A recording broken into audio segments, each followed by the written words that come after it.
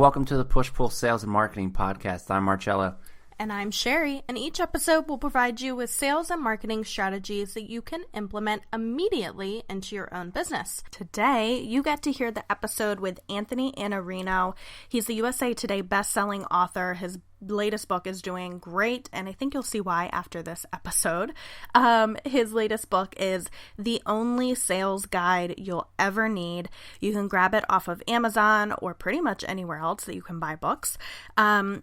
You can help out the show by going to pushpullsales.com/onlysalesguide, which is our Amazon affiliate link. It helps out our show, it helps out Anthony, and it helps out you guys because he has a lot of great information to share. He believes, that you can transform your results as a salesperson. You can transform yourself as an individual. The resources are out there. They're available to us to improve ourselves, improve our process, and kind of transform that into whatever we want that to look like. So I'll let him go into more detail about all of that and give you some of his backstory, and we'll touch base with you later.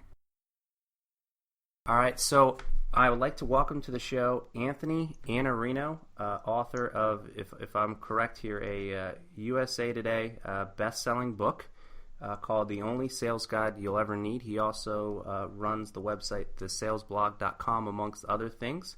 Welcome to the show, Anthony. Oh, thanks for having me. All right, thank you so much. We definitely appreciate you. And one thing I did as soon as I just started reading just some sample chapters of your book, I'm like, I need to talk to this guy. I need to find this guy. And I actually followed the advice of a gentleman who you recommend, Jeb Blunt. Yeah. He said if you want to get his attention in an email or anything like that, just send me an email and say, hey, I love your book. So I'm glad to see it worked. So first off, can you tell me a little bit about yourself? Sure.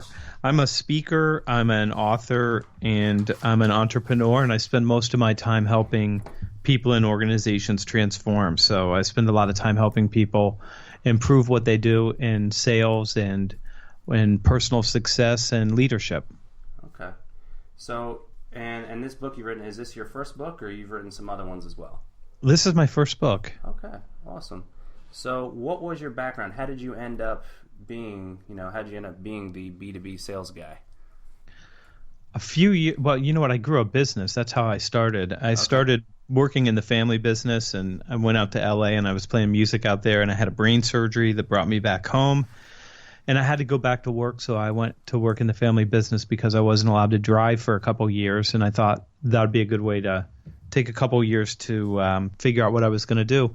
And I ended up just doing better and better in sales all the time. And I grew that business from just a few $1 million to a $45 million business. Oh, wow. And while I was doing that, I had a lot of people start asking me anyway to coach and consult with them and to tell them what I was doing and how I was doing it and how I could help them. So I resisted that for a long time, but then I started talking to a number of people and doing a little bit of coaching and a little bit of consulting, and I decided to start writing every day at the blog, and that was December 28th, 2009, and I've posted there every day for almost 7 years now. And that's how I started really building what I have now, and it was just sharing everything that I learned over 20 plus years in sales, selling B2B, and mostly taking large accounts from my competitors, and particularly the largest competitors on earth. So that's how I learned how to do this, is being in a small business and having to go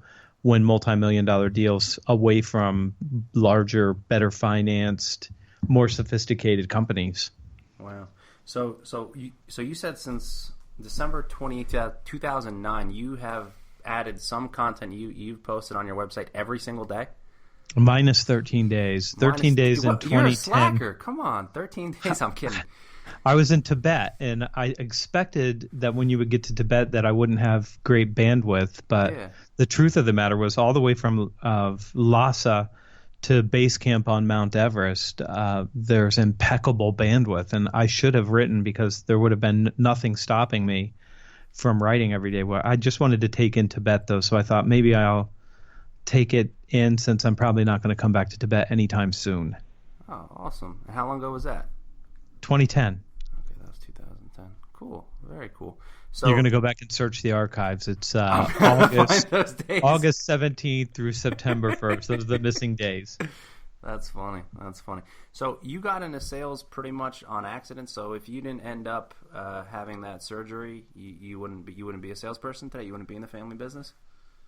I wouldn't, probably, because I was very, very happy in Brentwood, California. Okay. I was very happy working, and I was very happy playing music, although the band that I was with, everybody left me, and I was just starting acting school when I had the surgery. So I was going to go to Strasbourg, and I'd been accepted, and I'd been through an orientation. So I thought, yeah, music's hard because you have to get 3 or 4 other people together, and if they don't have the intestinal fortitude to live in LA and struggle, then it's difficult. So I don't know what I would be doing. I was not interested in leaving California at the time, though, I can tell you that. Okay. So to kind of fast forward and kind of looking up your profile. So you've also been a professor as well. You also went back to Harvard? I went to school, after the brain surgery. I didn't start college till I was 26. Okay. And then I went to Capital for Political Science and English Literature, then straight into law school, then straight into Harvard Business School's executive program called OPM. Okay, and that's their executive business program. Wow. It was about 9 years, I think. Wow.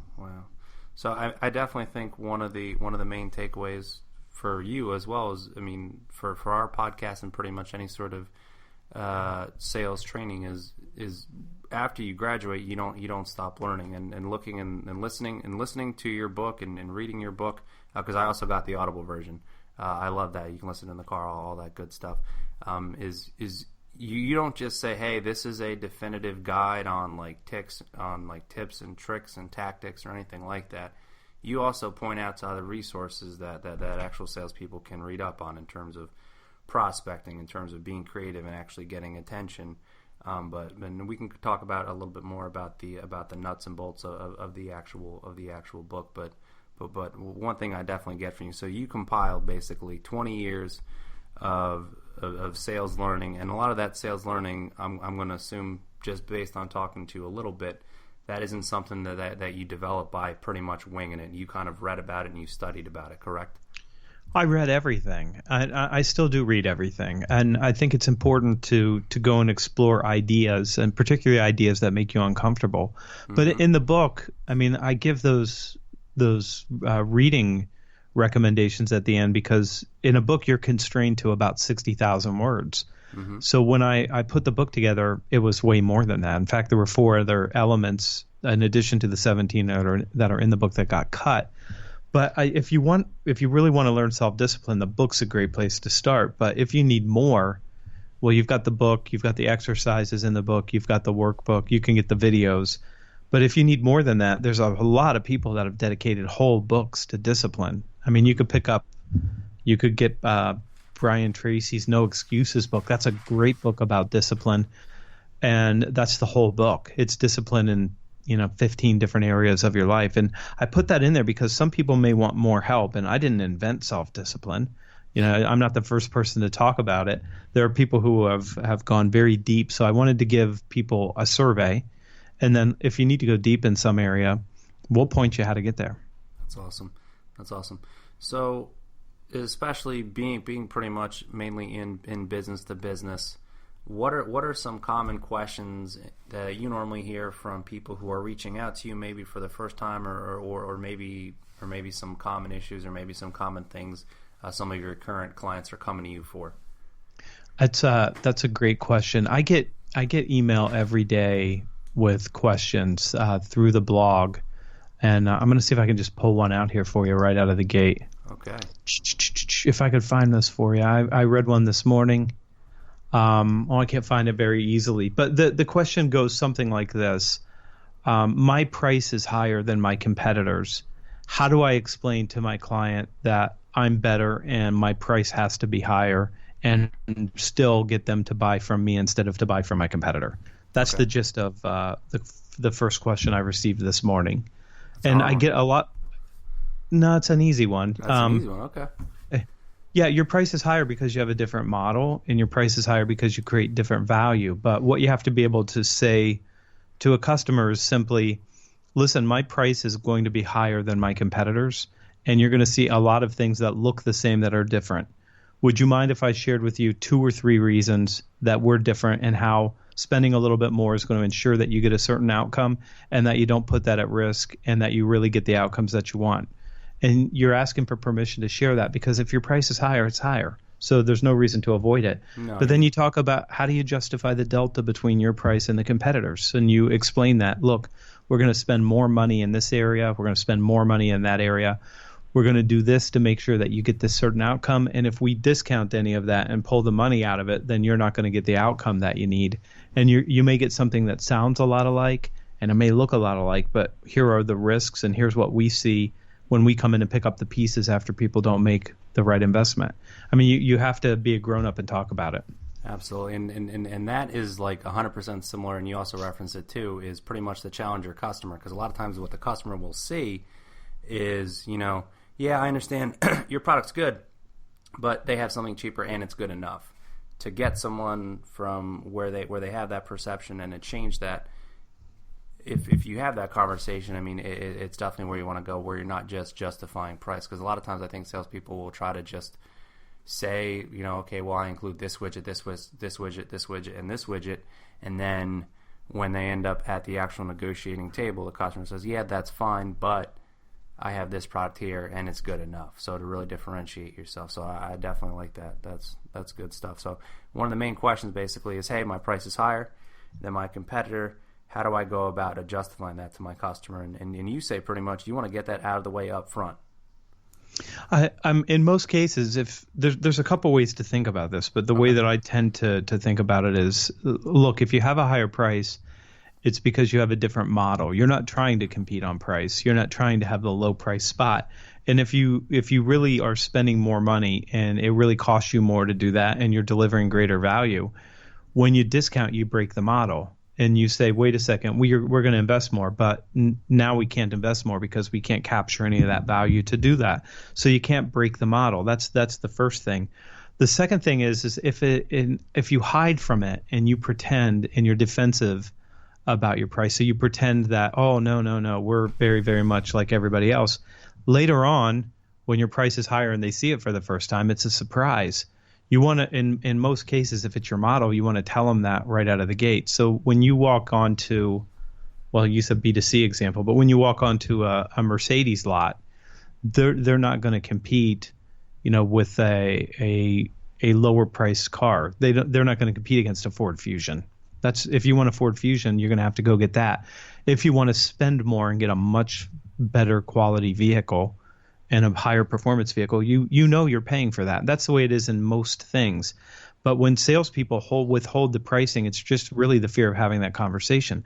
But it's easier if you tell people, look, Marcello, our price is going to be higher, and I'd like to explain to you why. Because you'll have to decide whether it makes sense to invest a little bit more than what you would invest with one of our competitors or one of the alternatives. But we think it is, and based on what we've talked about, I think it would be for you. Can I share that with you? I mean, you might as well have the conversation like a grown-up rather than hide from it. It's going to come back and get you at the end anyway. Absolutely. Good stuff. Now, one thing I found very interesting, and it sounds like you're a very analytical person as well. You said a book is only 60,000 words? Yeah, a book's about 60,000 words. About 60,000 words. One thing definitely got out of your book, and you repeat this several times, is to really drill into your sales rep's head or really drill into your own head that you're not selling a product, you're selling an outcome. Yeah. 100%. How many times do you say that in the book? I don't know if I used 1,000 of the 60,000 words, but it might feel like that when you read it or listen to it. Because the problem is, if you have a good product, we live in a day and age where everybody has a good product. Mm-hmm. And I used to use the example of Apple and Samsung, but Samsung has ruined that comparison for me by putting out a phone that catches on fire and that you can't bring onto an airplane anymore. But Samsung makes a good product, and Apple makes a good product, and Mercedes makes a good product, BMW makes a good product, the Lexus is a good product. And when salespeople lead with a product instead of the outcome, which is what they like to do, then basically you're getting away from what's really interesting and what you're really selling. What you're really selling is an outcome. And the more clear you are on what that outcome is and how you're going to deliver it and how it creates value, the easier selling is. And it's really what you're going to be accountable for at the end anyway. You're not going to be accountable for delivering a product. You're going to be accountable for making sure that it works and that the client gets that outcome that you sold. Absolutely. Awesome. So, and maybe you don't even run into this that often for you in particular, but we always like to ask, what would you say would set you apart from your competitors, or what would so for example, if I want to have a keynote speaker, if I want to bring someone in, or if I want to have a sales trainer come in, why would someone come to you versus somebody else? Well, there's a couple different kinds of people that do what I do, and the differentiation comes down to what you really want. So there's a couple things I would say that differentiate me. One, I'm somebody who's actually sold and sells and has a sales force and leads a sales force and goes on sales calls and grows businesses. And what I'm writing about is actually coming from real experience and having to do the things. So when I answer questions like the questions you've asked me, I know how to do that because I do that. And I've had to teach other people how to do that and grow a business with very little resources and a very small force. So there's a difference between theorists and, people who do practical application. So I'm an enormous fan of Malcolm Gladwell, but I wouldn't take anything that Malcolm Gladwell suggests as advice for growing a business because he hasn't grown a business. So that's the kind of thing that you can get a really good storyteller and a great and entertaining speaker if that's your outcome. But I'm a speaker that can actually speak on sales and tell you how to do it and be successful at it. And the second thing is, as a speaker, I just want to entertain people because I know if I don't engage them and they're not laughing and we're not having a great time, then learning how to do some of these things can look really challenging and difficult. And when you're playful and people know that they're in a safe environment, we can get them to take actions that they wouldn't otherwise take. Those are a couple of the big differentiators in what I do from competitors. Awesome. And that actually segues right into my next question. So you talk about outcomes and what you can do, and you've actually been in the trenches. What would you say? Can you give me an example of maybe a company or maybe a product or maybe a service that you've initiated that maybe you're the most proud of, or a recent situation where you had helped out a company and what the end result was? That I'm most proud of? It's like job interview time now. Yeah, I got to think about that. So what am I most proud of? I mean, you can give any example of again how your product and service helps someone out. I mean, it could be anything.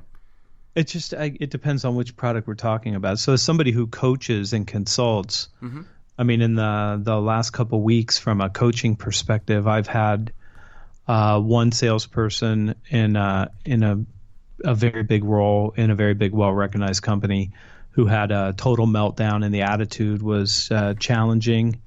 And I was able to, in the course of 1 hour, repair that. And his performance resulted in multiple opportunities over the next couple of weeks with just a conversation. So I'm proud of that. I'm proud of being able to do that.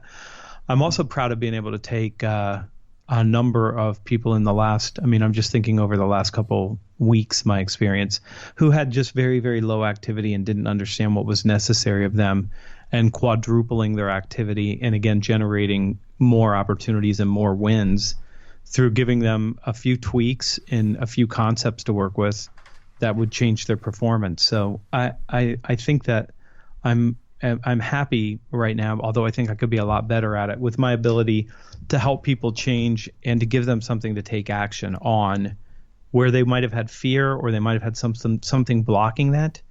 And getting people unstuck and helping them transform is the thing that makes me the happiest. That's awesome. Now, how do you go about your training, or how do you go about following up? I asked Paul Smith the exact question.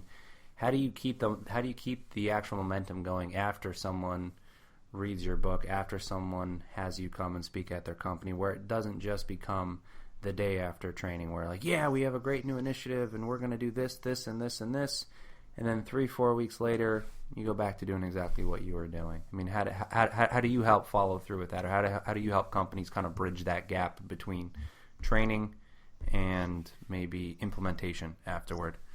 And unless I've been hired to do that, that's not my responsibility. Okay.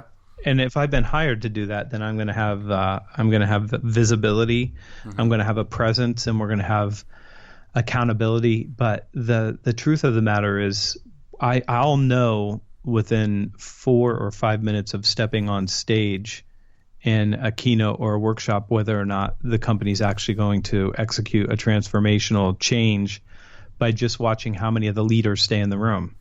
If the sales leaders get up and have a different meeting than the meeting that their salespeople are in, my estimate on the probability of success for a change initiative is exactly 0.0%. Exactly. And it's because the leader's not in. So if the leaders aren't in, and if I see executive leadership leave and I see the sales managers leave or they do a different thing at that same time, I have very low expectations of whether or not we're doing real change.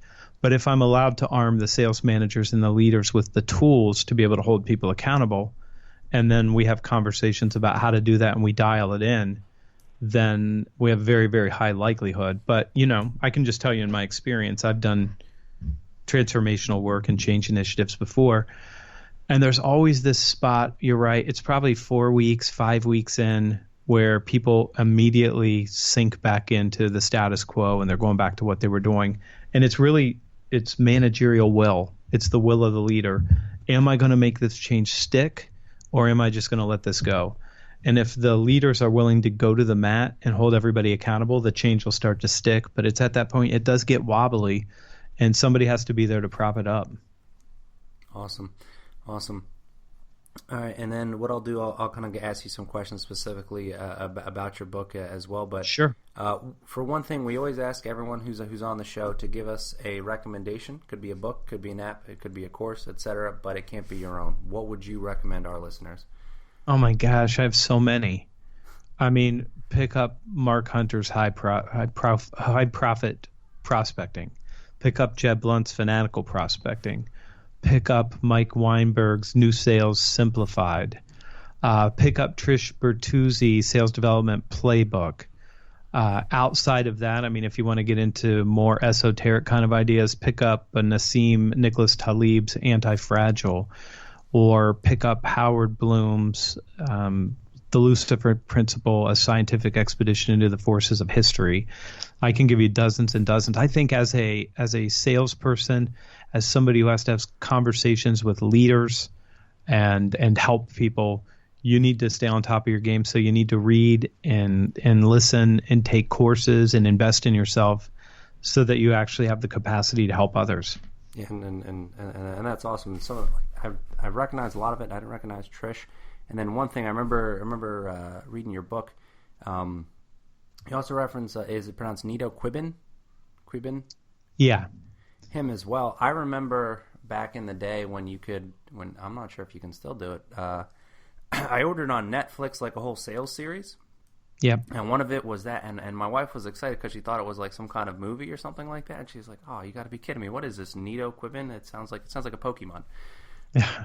But yeah, that's awesome. All right, I'm gonna write some of these down. We're gonna add that actually in the show notes. So, talking a little bit more about the nuts and bolts of your book. One thing. So, for the only sales guide you'll ever need, you open up and you say in your book, you're probably the only person who says, the first thing we have to talk about is mindset, and timing wise, it really couldn't be better. Actually, two friends of mine, they actually have a company called Wrestling Mindset, and similar. They actually talk just about that, about getting the mindset right and about getting that part of and in this case, it's obvious it's mindset for wrestlers. You talk about getting an actual salesperson's mindset right off the start, and that would, and again, you're more of a numbers person. Is that about a third of your book? Is just about that? It's about half. It's about half the book. Okay. Yeah. Okay, about half the book, and your book is laid out very interesting. Well, first off, let me just kind of backtrack a little bit. How did you end up publishing this book yourself? I watched the video where you kind of talked about that briefly. So someone approached you before a publisher, or how'd you end up becoming an author? Well, I've been writing, so I wasn't the author of a book, but I write every single day. So I'm a writer, and I have to write. I can't not write. Okay. And I had a publisher reach out to me and ask me for a book, and I sketched out this framework for them and showed them what the contents of the book would look like. Mm-hmm. And basically, it was 21 elements at that time. But the first half was mindset, and the second half was skill set. And they didn't appreciate the mindset part. And what I mean by that is they thought it didn't belong in the book at all. And we had an interesting conversation where they said, we don't think that this belongs in a sales book. You should stick to the second half of the book and just beef that up and make it a whole book. You've written tons of blog posts. We could easily do that. And I said, yeah, but have you ever sold or led a sales force or coached salespeople? And the publisher said, well, no, of course not. And I said, well, I've never published a book. So I have to trust you to know how to publish a book, and you have to trust me to know that the content is the right content. And they proposed a different book, and I said no, and we just parted ways. Another publisher reached out. I said no to them too. And then I decided to publish the book on my own because I had so many people asking me for a book. And whenever I was anywhere speaking, and I would be with a sales op or sales enablement team, and I would just sketch out this competency model on a whiteboard and show them, look, there's mindset attributes, and it's the mindset attributes that come before the skill sets. And if you don't get that part right, then no matter what you do with the skill sets, it's difficult to get results. And that's after, a lifetime of teaching, training, coaching salespeople and watching them and making, notes about what needs to change in this individual. And you could start to see what really activates other things later on when you have a certain set of beliefs and behaviors. So finally, I decided to publish on my own, and literally about 6 weeks before the publication date, where I was going to publish on Amazon, a publisher reached out to me, and they wanted to give me advice on the book. And they gave me a lot of advice on the book, having not read it. And I said, look, you have strong opinions. Why don't you read it? And then I'll make whatever changes I can make over the next 6 weeks, and maybe we'll talk about the second book. And they read it and immediately sent me an offer for 2 books. And we published this book. They immediately understood why the book was broken down the way it was and why mindset is so important to success. So they got it immediately and knew exactly what it was when they read it. That's awesome. So, and one thing, so for someone who's never read your book, you talk about, again, you said 21 elements, you narrow that down to 17. So you kind of break it together kind of like a periodic table, correct?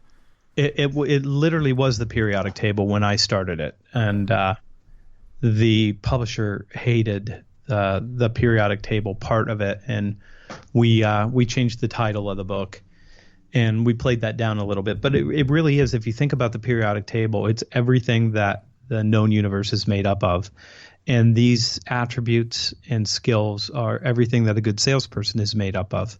So I thought the metaphor worked really well. Absolutely.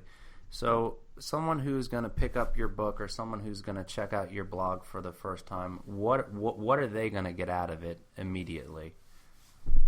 Out of the book? I mean, I think out of the book, I'm now getting a lot of feedback on the book, so I can tell you, you're going to say I've probably underlined more parts of the book than are now not underlined. And so there's a lot of underlying going on. But I'm getting notes from people saying the first half of the book is not only going to make me a better salesperson, it's going to make me a better husband, it's going to make me a better father, it's going to make me a better person. And I didn't even realize that I had some of these challenges, and this is making me really face some things about myself that I haven't faced. So I'm getting a lot of that out of the first half of the book because it's discipline and optimism and caring and initiative and resourcefulness and persistence. It's these things that make you somebody worth doing business. In the book, basically what I start with is a premise. Who you are matters more than what you do. So first, you have to be somebody worth doing business with. Who is that person? And that's what we work on in the first half of the book. Great. That's what they're going to be. That's what they're going to be greeted with. Awesome. I mean, yeah, and that's one thing I definitely got out of that right away. And it's funny too, because a lot of times whenever I would read a sales book, my initial intention is normally exactly what the publisher said. I want to cover more of the actual skill sets. I want to get some ideas. So, for example, I had never heard of the idea before. I probably should have, but like sending someone an actual brochure in a garbage can already. For my company, we have done some other creative things like that. We've mailed out phones. We've kind of used some little bit creative ways to go ahead and get attention like that. But a lot of times when I'm reading a sales book, a lot of people are reading a sales book. They're trying to get that. They're trying to get some sort of like, I don't know, trick. Tactical stuff. Tactical stuff, exactly. They're trying to get tactical stuff, and really the mindset's super important. It's kind of hard to forget that and have those attributes, and then you can deal with some of the tactical stuff. And there is plenty of, and yours definitely fills a unique space in the sales and sales and leadership model, because it doesn't go into the tactical stuff right away, which I definitely like. So you said you knocked off, just backtracking, 4 elements. What were the 4 that you had removed? Or is that the second book? Is that under lock and key? No, it's under lock and key only because I haven't told anybody what the 4 elements are yet. I'm deciding, what I'm thinking about doing is releasing an ebook on, the missing elements. And so probably at some point you'll see a website with the missing elements if you want to come and get it. So I'm not sharing them yet. But the second book is about closing. The second book is a guide to commitment gaining, and that's due to the publisher December 1st, and that'll come out next year. Now, how long has your book been out? When was it released? It has been out for 18 days. It's only been 18 days? That's it? Yeah. Really? That's funny. And you're already in now, is it New York Times? I know I saw USA Today, and probably Amazon as well? It's USA Today, and Amazon bestseller. USA Today and Amazon bestseller. And I think you are the only official, I'm assuming, Italian on the show? So. The only Italian? I think so. I don't think Paul Smith. No, I don't think he was Italian. No. I don't have many Italians on the show. That's bad. He's Smith is not Italian. We know that. That's funny. And then but he is from Ohio. That's right. Now, have you got to meet him? No, not yet. We did an interview on my podcast. That's awesome. So you have a podcast as well?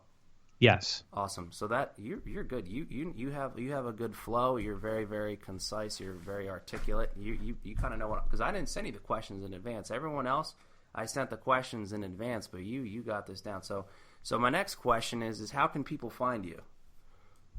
The best place to find me is thesalesblog.com. Thesalesblog.com. Okay. And when you go there, you get accosted by a pop-up banner, and I'm going to ask you to give me your email address, and I'll give you I think it's a 9-part video course on planning the model sales week or something like that we have going right now.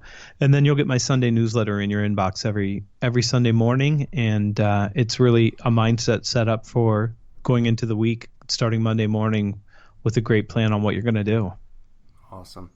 All right, and then you also have a podcast. What's the name of your podcast? In the Arena. In the Arena. I like that. That's awesome. In the Arena. And that's just spelled the same as your last name? And just In the Arena. Yep. Okay. Awesome. Good stuff. All right. So anything else, any sort of final thoughts, any sort of nuggets, any sort of words of wisdom you want to leave for our listeners? I'll end just by saying sales success is individual. It's not situational. I mean, and that's the root of the book, is that you have the power to change who you are and what you do, and you can transform your results, and you can transform yourself, and you can succeed at a much higher level. It's all available to you. Awesome. Good stuff. Thanks again, Anthony. Really appreciate having you on the show. Again, we're going to have links to his blog, links to his podcast, and obviously a link to his new book, The Only Sales Guide You'll Ever Need. But again, thank you, Anthony Iannarino. Thanks for having me, Marcello. I appreciate being here. Well, I hope you enjoyed the episode. I have a couple housekeeping things to wrap us up for this week. First of all, you can go buy Anthony's book if you go to pushpullsales.com/only-sales-guide. You can grab that there with our affiliate link. Again, helps us out. We really appreciate it. We appreciate you guys listening, and we also appreciate any feedback that you might have for us. So You can email us, pushpullsales@gmail.com. You can find us on Instagram and direct message us or comment on our stuff there, which is at pushpullsales. You could tweet us, which is also at pushpullsales. You can go to the website for show notes and blogs and resources and other recommended information. It's just pushpullsales.com. We want to thank bensound.com for our intro and outro music. Thanks to Anthony Iannarino for coming on the show. And thanks to you guys for listening, as usual. We will touch base with you again soon. And if you or someone else you know is interested in being interviewed on our podcast, you can email us as well, pushpullsales@gmail.com. Have a good one.